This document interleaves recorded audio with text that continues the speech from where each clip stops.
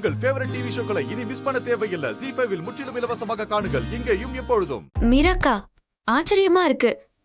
புயல் அடிக்கல, பூகம்பம் வெடிக்கல, கடல் அமைதியா இருக்கே. என்ன ஆச்சு? நாம நினைச்சதை விட அதி பயங்கரமான புயல் அடிக்க போகுதுன்னு அர்த்தம். அப்படியா? எப்படி சொல்லுதிய? எனக்கு என்னமோ அப்படிதான் தோணுது சீதா. கடல் ரொம்ப அமைதியா இருக்கே, சின்ன அலை கூட அடிக்கலையே. உனக்கு புரியலையா சீதா? என்னால உணர முடியுது.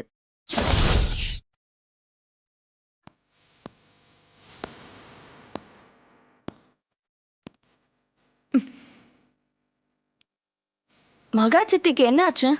ஏன் இப்படி தப்பு தப்பா பேசுறாங்க? நல்லா விசாரிக்கிறாங்க. இது மகா சித்தி தானா? இல்ல வேற யாருமா அவங்க? உங்க மகா சித்தியே தான். அவளுக்கு பைத்தியம் பிடிச்சிருச்சு. அதான் அந்த மீராவை கொஞ்சரா. நான் இப்படி எதிர்பார்க்கவே இல்லம்மா. ஒரு 2 அடியாவது சும்மா இடி மாதிரி மீராக்கு விழுன்னு பார்த்தேன். ஏமாந்துட்டேன். டிசப்பாயின்மெண்ட் ஆயிடுச்சு. உனக்கே இப்படி இருக்குன்னா மீரா கிட்ட அடி வாங்கின எனக்கு எப்படி இருக்கும்? ஒரு அடி கூட அடிக்கல. நல்லா நலம் விசாரிச்சுட்டு நல்லா கெஸ்ட கவனிச்சுக்கோன்னு சொல்லிட்டு போறாங்க. ஷட்டிகுலஸ்.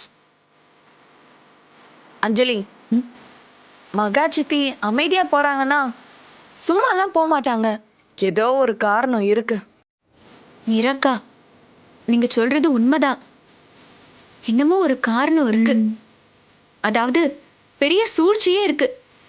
இத்தனை வருஷத்துல ஒரு நாள் கூட மகாலட்சுமி என்கிட்ட சிரிச்சு பேசினதே இல்ல. அப்படியா?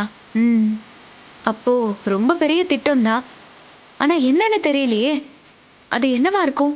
யோசிச்சு பார்த்தா என் பேர்ல இருக்கிற 5% ஷேர் கூட காரணமா இருக்கலாம். ஆனா அதுக்கெல்லாம் மகாலட்சுமி இப்படி இறங்கி போக மாட்டாங்களே. சிரிச்சு பேச மகாலட்சுமிக்கு ஈகோ இடம் கொடுக்காதே. அதை விட பெருசா வேற என்னமோ இருக்கு. என்ன வேணா இருக்கட்டும், அதுக்காக மீரா கண்ணத்தை தொட்டு அப்படி கொஞ்சணுமா? இனிமே மகாலட்சுமியை நம்பி ஒரு பிரயோஜனமும் இல்ல. நாமளே களத்துல இறங்க வேண்டியதுதான். மகா சித்தி அளவுக்கெல்லாம் உங்களால கிரிமினலா யோசிக்க முடியாதுமா. தயவு செஞ்சு கொஞ்சம் பொறுமையா இருங்க.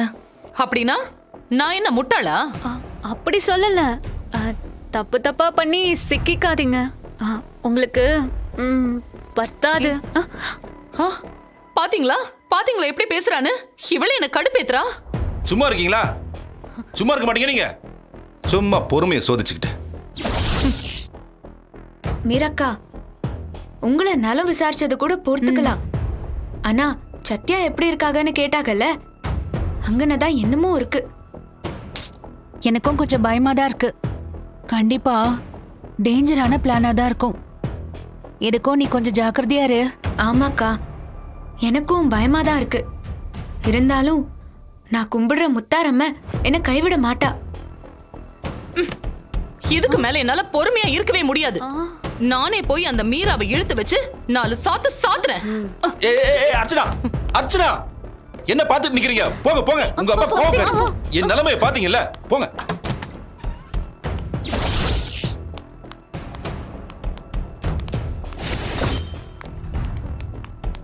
சீதா, நைட்டு 2 டோரையும் நல்லா லாக் பண்ணிக்கோ. சில்லு வண்டிங்க ஏதாவது கொடுத்தா வாங்கி சாப்பிட்றாத, புரியுதா? நமக்கு பிடிக்காதவங்க நம்ம கிட்ட அன்பா பேசும்போது ஒரு சின்ன பயம் வருது. மீரம்மா, காஃபி. வேண்டாம் செல்வி. சீதாம்மா, உங்களுக்கு. சீதா, நான் கிளம்பட்டுமா? கிளம்புதியல?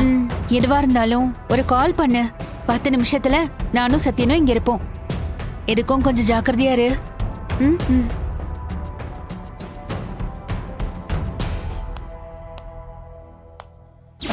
ஏய்,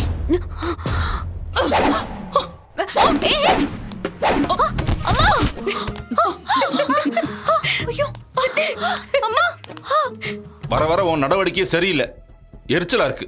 சுபாஷ், உங்க கோவம் எனக்கு புரியுது. நான் என்ன நினைக்கிறேன்னு தான் உங்களுக்கு புரிய மாட்டேங்குது. ஏன் அதை புரிஞ்சுக்க முடியல? நீ மனசுக்குள்ள நினைச்சுக்கிட்டா எங்களுக்கு எப்படி புரியும்? சொன்னாதானே புரியும். சொல்லுங்க சித்தி, நாங்களும் உங்க மேல கோவமா தான் இருக்கோம். அக்கா, ராம் ஐபிஎஸ் ட்ரைனிங் போறது கன்ஃபார்ம் ஆயிடுச்சு. கண்டிப்பா நார்த் இந்தியாவுக்கு தான் ட்ரைனிங்க்கு போவான். ராம் போயிட்டா சீதா ஒத்த ஆளா நம்ம கிட்ட சிக்குவா.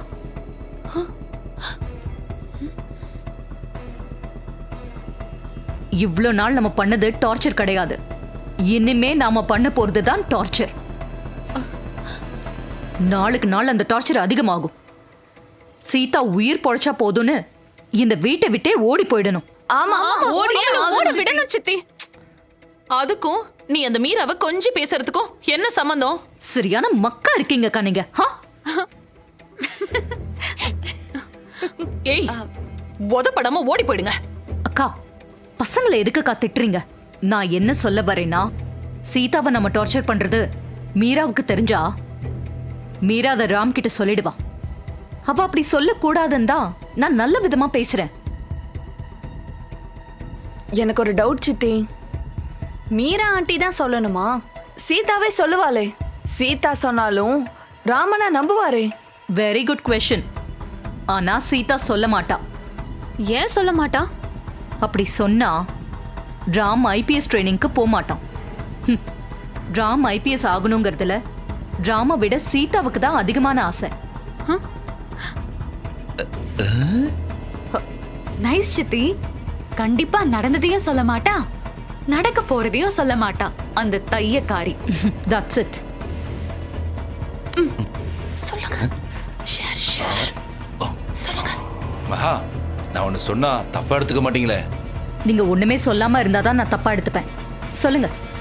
ராம் ஐபிஎஸ் ட்ரைனிங் போயிட்டா கம்பெனிக்கு வரமாட்டான். சில அக்கவுண்ட்ஸ்ல ராம் கையெழுத்து போடணும். ராம் இல்லாம வேற யார் கையெழுத்து போட்டாலும் செல்லாது. அதனால சொல்லுங்க. ராம் பேர்ல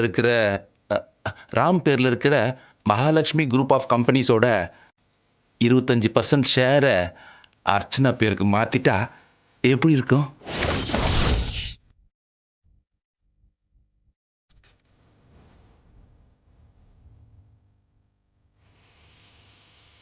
என்ன மகா யோசிக்கிற? என் பேர்ல எழுதக்கூடாதா? என் மேல உனக்கு நம்பிக்கை இல்லையா? சரி, உனக்கு என் மேல நம்பிக்கை இல்லைன்னா வேணா விடு. நீங்க ஷேரை உங்க பேர்ல எழுதுறத பத்தி யோசிச்சுக்கிட்டு இருக்கீங்க. ஆனா நான் என்ன யோசிக்கிறேன்னா, ராம் ஷேரை உங்க பேர்ல மாத்துறதுனால ஒருவேளை நம்ம ஃபேமிலி ப்ராப்பர்ட்டி சீதாவுக்கோ இல்ல சீதாவோட பரம்பரைக்கோ போயிடக்கூடாதுன்னு நான் நினைச்சுக்கிட்டு இருக்கேன்.